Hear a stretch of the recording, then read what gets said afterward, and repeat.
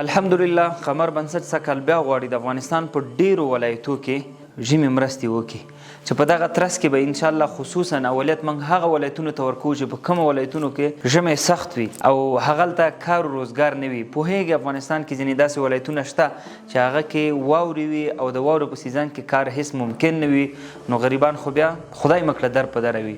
نو دغه غریبانو سترګې موږ او تاسو ته وړي. پوهیږي چې کله ژمی شروع کیږي کم نمبر چې په سکرین درته ښکاري دغه نمبر باندې فکر وکړه د ورځې 400-500 زنګ راځي.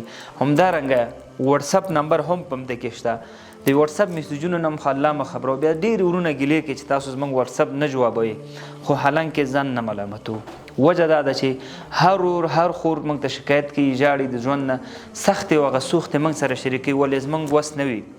نو د دغې سختې سوختې چې کله موږ واورو زموږ منډه ستاسو ته وي، تاسو درنو او محترمو لیدونکو ته وي.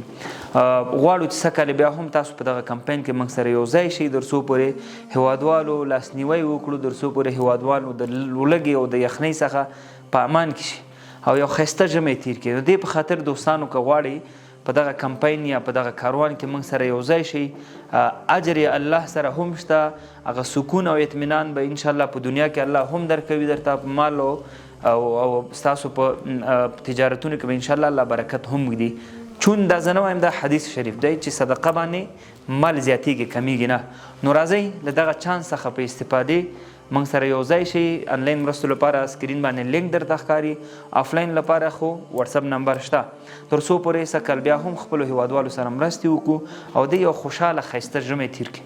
ډېره مننه دوستانو، که وس مو نه وي ویډیو در سره شریکه کړئ، زموږ صفحه در سره خوښه کړئ او نور په لوی الله مو سپارم. السلام علیکم ورحمت الله.